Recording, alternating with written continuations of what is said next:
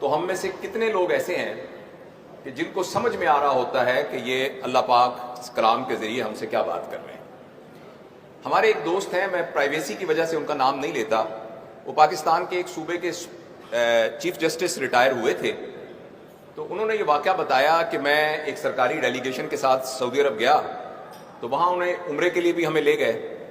تو عمرے میں انہوں نے پروٹوکال دیا، تو بالکل پہلی صف میں امام صاحب کے پیچھے ہی ہم نماز پڑھ رہے تھے، تو فجر کی نماز تھی، تو نماز میں امام صاحب نے کچھ تلاوت کی تو امام صاحب رونے لگ گئے، اور جو میرے دائیں بائیں لوگ تھے وہ بھی رونے لگ گئے۔ میں سوچوں کہ یہ کیوں رو رہے ہیں، اور مجھے رونا ہی نہ آئے، اور جب سلام پھیرا تو سب کے گال بھیگے ہوئے تھے، امام صاحب کی بھی گھگی بندھی ہوئی تھی، مجھے بڑی شرم آئی کہ مجھے تو رونا ہی نہیں آیا، پتہ نہیں کوئی ایسی کیا خاص بات تھی۔ تو میں نے ساتھ والے سے پوچھا، اس نے کہا آپ نے سنا نہیں جب انہوں نے کہا تھا وَامْتَازُوا الْيَوْمَ أَيُّهَا الْمُجْرِمُونَ، تو اس پر امام صاحب کی رونے لگ گئے۔ تو اس نے کہا اس کا کیا مطلب ہے؟ انہوں نے کہا اس کا مطلب یہ ہے کہ قرآن کی آیت ہے جس میں اللہ پاک کہیں گے کہ آخرت میں سب لوگ اکٹھے ہی ہوں گے بیٹھے ہوئے، تو اچانک اللہ پاک یہ کہیں گے کہ اے مجرموں آج تم الگ الگ ہو جاؤ،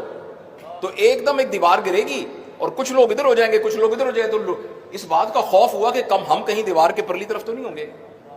تو وہ جو چیف جسٹس تھے نا، وہ کہتے میں اس وقت تو نہیں رویا، لیکن اپنے کمرے میں آ کے میں نے دیوار پہ سر مار مار کے رویا کہ میں نے قانون کی اتنی کتابیں پڑھی ہوئی ہیں، لیکن مجھے اس بات کی سمجھ نہیں آئی کہ اللہ پاک نے قرآن میں کیا کہا۔ میں آپ سے یہ نہیں کہتا کہ آپ میں سے کتنے لوگ ایسے ہیں جنہوں نے جب اس بچے نے تلاوت کی تو ان کو سمجھ میں آ رہا تھا، ہم میں سے کتنے لوگ ایسے ہیں کہ جب انہوں نے کہا والتین والزیتون، قسم ہے انجیر کی، قسم ہے زیتون کی، وطور سینین، اور جو طور سینا کے پہاڑ کی، بہذا البلد الامین، تو ہم میں سے کتنے، اور انسان کو بہترین خلق سے پیدا کیا، تو ہم میں سے کتنے لوگوں کو یہ بات سمجھ میں آئی تھی کہ اس طرح کی عجیب ڈیفرنٹ قسم کی قسمیں کھانے کے بعد اللہ پاک نے یہ کیوں کہا ہے؟ البتہ یہ بات میں آپ سے تو نہیں کہتا کہ آپ ہاتھ کھڑا کر کے بتائیں کہ کتنے لوگوں کو یہ بات سمجھ میں آ رہی تھی۔ البتہ پچھلی حکومت میں ایک دفعہ اسلام آباد کے کنونشن سینٹر میں نوجوانوں کا ایک سمپوزیم پچھلی حکومت نے بلایا تھا، تو مجھے بھی انہوں نے ایک سپیکر کے طور پہ بلایا تھا، اور موضوع کی نوعیت ایسے تھی کہ تمام نوجوان تھے 4500۔ میں نے ان سے پوچھا کہ آپ میں سے کتنے لوگ ایسے ہیں جنہوں نے کم از کم ایک دفعہ قرآن کو مفہوم کے ساتھ پڑھا ہوا ہے؟ آپ یقین کریں کہ وہ 4500 جو کہ پوسٹ گریجویٹ تھے، پی ایچ ڈی بھی تھے، ان میں سے ایک بھی ہاتھ کھڑا نہیں ہوا۔ تو مجھے ابھی بیٹھے بیٹھے یہ خیال آیا کہ میرے بہت ہی پیارے دوستوں، بہت ہی پیارے بھائیوں، تھوڑے ہی عرصے کے بعد ہم نے اس دنیا سے چلے جانا ہے، اور اللہ کے سامنے پیش ہو کے ہم نے جو کچھ اس دنیا میں کیا ہے اس کا حساب دینا ہے۔ اس حساب میں ساتھ حضرت ابو بکر صدیق بھی حساب دے رہے ہوں گے، حضرت عمر، حضرت علی بن ابی طالب، حضرت عثمان، صحابہ، یہ سب حساب دے رہے ہوں گے جنہوں نے اپنی پوری، اور میں اور آپ بھی وہاں کھڑے ہو کے اللہ کے سامنے حساب دے رہے ہوں گے۔ آج کی اس تقریب میں میرے خیال میں آپ سے دست بدستہ گزارش کرتا ہوں، ٹیک ہوم میسج یہ ہے کہ آپ کے بچے کے ایف ایس سی میں نمبر نہیں آئے، اس بات پر گھر میں 10 دن سوگ ہوتا ہے، تو اس بات پر بھی سوگ ہونا چاہیے کہ میرے بچے کو تو قرآن کا پتہ ہی نہیں ہے۔ بچے کو کیا، مجھے بھی نہیں پتا۔ میں ایک جگہ کا بڑا افسر ہوں، میں بہت مالدار ہوں، میری بڑی پراپرٹی ہے، میں نے ایک دفعہ بھی قرآن کو مفہوم کے ساتھ نہیں پڑھا۔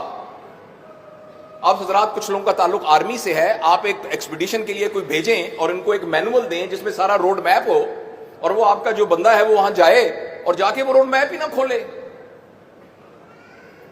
تو اس طریقے سے اللہ تعالیٰ نے اس دنیا میں ہمیں بھیجا تھا کہ ہم یہاں آ کر لارجر دین لائف کوئی کام کر کے جا سکے۔ نبی کو مثال کے طور پر بھیجا اور ایک مینول بھیجا۔ میں آپ سے صرف گزارش کرنا چاہتا ہوں کہ میں کوئی عالم نہیں ہوں، کوئی لمبی چوڑی آپ سے کوئی مذہبی گفتگو نہیں کر سکتا، صرف یہ گزارش کرتا ہوں کہ آج سے ایک عہد کر لیجئے کہ آج سے، کل سے نہیں، آج سے